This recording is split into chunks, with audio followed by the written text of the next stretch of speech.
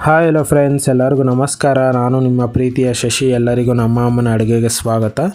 ಹೊಸದಾಗಿ ನಮ್ಮ ಚಾನಲ್ನ ನೋಡ್ತಾ ಇದ್ದೀರಿ, ದಯವಿಟ್ಟು ಸಬ್ಸ್ಕ್ರೈಬ್ ಮಾಡಿ. ಹಾಗೆ ಪಕ್ಕದಲ್ಲಿ ಬರುವ ಬೆಲ್ಲೈಕನ್ ಆಲ್ ಅಂತ ಆಪ್ಷನ್ ಇರುತ್ತೆ, ಸೆಲೆಕ್ಟ್ ಮಾಡ್ಕೊಳ್ಳಿ. ಆಗ ನಾವು ಹಾಕುವ ವೀಡಿಯೋಸ್ ಎಲ್ಲ ನಿಮಗೆ ನೋಟಿಫಿಕೇಷನ್ ಆಗಿ ಬರುತ್ತೆ. ಬನ್ನಿ ಇವತ್ತು ಕ್ಯಾರೆಟ್ ಉಪ್ಪಿಟ್ಟು ಹೇಗೆ ಮಾಡೋದು ಅಂತ ನೋಡ್ಕೊಬರೋಣ.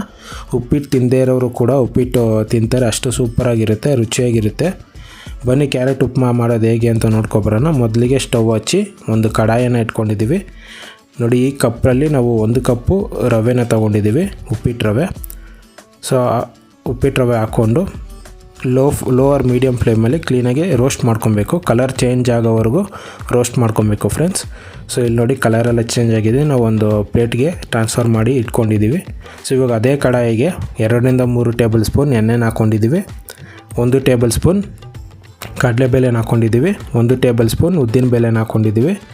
ಅರ್ಧ ಟೀ ಸ್ಪೂನ್ ಸಾಸಿವೆನ ಹಾಕ್ಕೊಂಡು ಚೆನ್ನಾಗಿ ಫ್ರೈ ಮಾಡ್ಕೊಬೇಕು. ಸಾಸಿವೆ ಎಲ್ಲ ಚೆನ್ನಾಗಿ ಸಿಡಿಬೇಕು. ಹಾಗೆ ಉದ್ದಿನಬೇಳೆ ಕಡಲೆಬೇಳೆ ಎಲ್ಲ ಚೆನ್ನಾಗಿ ಫ್ರೈ ಆಗಬೇಕು, ಗೋಲ್ಡನ್ ಬ್ರೌನ್ ಬರಬೇಕು, ಅಲ್ಲಿವರೆಗೂ ಫ್ರೈ ಮಾಡ್ಕೊಳ್ಳಿ. ಸೊ ಈ ಟೈಮಲ್ಲಿ ನಾವು 15 ಕ್ಯಾಶ್ಯೂ ನಟ್ಸ್ ಹಾಕ್ಕೊಂಡಿದ್ವಿ. ಗೋಡಂಬಿ ಹಾಕೋದ್ರಿಂದ ನಿಮಗೆ ಉಪ್ಪಿಟ್ಟು ತಿನ್ನಬೇಕಾದ್ರೆ ಅದು ಬಾಯಿಗೆ ಸಿಗ್ತಾಯಿದ್ರೆ ಎಷ್ಟು ಸಖತ್ತಾಗಿರುತ್ತೆ. ಸೊ ಅದಕ್ಕೋಸ್ಕರ ಹಾಕ್ಕೊಂಡಿರೋದು. ಸೊ ಅದು ಕೂಡ ಕಲರ್ ಚೇಂಜ್ ಆಗೋವರೆಗೂ ಫ್ರೈ ಮಾಡ್ಕೊಬೇಕು. ಈ ಟೈಮಲ್ಲಿ ಒಂದು ಈರುಳ್ಳಿನ ಚಿಕ್ಕದಾಗಿ ಕಟ್ ಮಾಡಿ ಹಾಕ್ಕೊಂಡಿರೋದು. ಈರುಳ್ಳಿ ಹಸಿ ವಾಸನೆ ಹೋಗಬೇಕು, ಹಾಗೆ ಲೈಟ್ ಗೋಲ್ಡನ್ ಬ್ರೌನ್ ಬರೋವರೆಗೂ ಫ್ರೈ ಮಾಡ್ಕೊಬೇಕು. 3 ಹಸಿಮೆಣಸಿನ್ಕಾಯಿನ ಚಿಕ್ಕದಾಗಿ ಕಟ್ ಮಾಡಿ ಹಾಕ್ಕೊಂಡಿದ್ದೀವಿ. 1 ಟೇಬಲ್ ಸ್ಪೂನ್ ಕರ್ಬೇವಿನ ಸೊಪ್ಪು, ಅರ್ಧ ಇಂಚು ಶುಂಠಿನ ಚಿಕ್ಕದಾಗಿ ಕಟ್ ಮಾಡಿ ಹಾಕ್ಕೊಂಡಿದ್ದೀವಿ. ಎಲ್ಲದನ್ನೂ ಚೆನ್ನಾಗಿ ಫ್ರೈ ಮಾಡ್ಕೊಬೇಕು. ಎಲ್ಲ ಹಸಿ ವಾಸನೆ ಹೋಗುವವರೆಗೂ ಫ್ರೈ ಮಾಡ್ಕೊಬೇಕು. ಈಗ 1 ಕಪ್ ಕ್ಯಾರೆಟ್ನ ತುರಿದಿಟ್ಕೊಂಡು ಹಾಕ್ಕೊಂಡಿದ್ದೀವಿ. ಸೊ ಇಲ್ಲಿ ನಾವು 1 ಕ್ಯಾರೆಟ್ ತೊಗೊಂಡಿರೋದು, ಕ್ಯಾರೆಟ್ನ ತುರಿದು ಹಾಕ್ಕೊಂಡಿದ್ದೀವಿ. ಕ್ಯಾರೆಟ್ನು ಕೂಡ ಚೆನ್ನಾಗಿ ಫ್ರೈ ಮಾಡ್ಕೋಬೇಕು, ಹಸಿ ವಾಸನೆ ಹೋಗುವವರೆಗೂ ಫ್ರೈ ಮಾಡ್ಕೊಬೇಕು.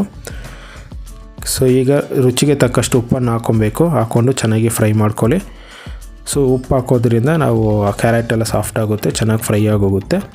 ಸೊ ಈ ಟೈಮಲ್ಲಿ ನಾವು 1 ಕಪ್ ರವೆ ತೊಗೊಂಡಿದ್ವಿ ಫಸ್ಟು ರೋಸ್ಟ್ ಮಾಡ್ಕೋಬೇಕಾದಾಗ. ಸೊ ಈಗ ಆ 1 ಕಪ್ ರವೆಗೆ 3 ಕಪ್ಪು ನೀರನ್ನು ಹಾಕೋಬೇಕು.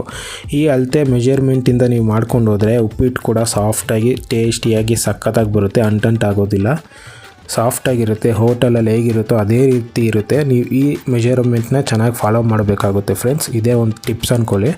ಸೊ ಈಗ ರುಚಿಗೆ ತಕ್ಕಷ್ಟು ಉಪ್ಪು, ನಿಮ್ಗೆ ಎಷ್ಟು ಉಪ್ಪು ಬೇಕೋ ನೋಡಿಕೊಂಡು ಹಾಕ್ಕೊಂಡು ಲಿಡ್ನ ಕ್ಲೋಸ್ ಮಾಡ್ಕೊಳೋಣ. 1-2 ನಿಮಿಷ ಕ್ಲೋಸ್ ಮಾಡ್ಕೊಬೇಕು. ಚೆನ್ನಾಗಿ ಕುದಿಬೇಕು, ಅದಕ್ಕೋಸ್ಕರ. ಇಲ್ಲಿ ನೋಡಿ, ಚೆನ್ನಾಗಿ ಕುದೀತಾ ಇದೆ.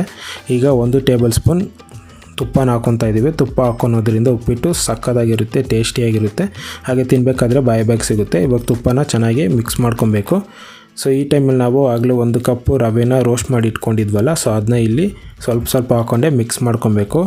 ಇಲ್ಲಿ ನೋಡಿ, ಇದೇ ರೀತಿ ಸ್ವಲ್ಪನೇ ಹಾಕ್ಕೊಂಡು ಮಿಕ್ಸ್ ಮಾಡ್ಕೊಬೇಕು. ಈ ರೀತಿ ಮಿಕ್ಸ್ ಮಾಡ್ಕೊಳೋದ್ರಿಂದ ಗಂಟು ಆಗೋದಿಲ್ಲ. ಸೊ ನೋಡಿ, ಹೀಗೆ ಮಿಕ್ಸ್ ಮಾಡ್ಕೊತಾ ಇದ್ದೀವಿ. ಸೊ ಈಗ ಒಂದು 3-4 ನಿಮಿಷ ಬೇಯೋದಕ್ಕೆ ಬಿಡೋಣ. ಈಗ ನೋಡಿ, 3-4 ನಿಮಿಷ ಆಗೋಗಿದೆ, ಚೆನ್ನಾಗಿ ಬೆಂದಿದೆ ಉಪ್ಪಿಟ್ಟು.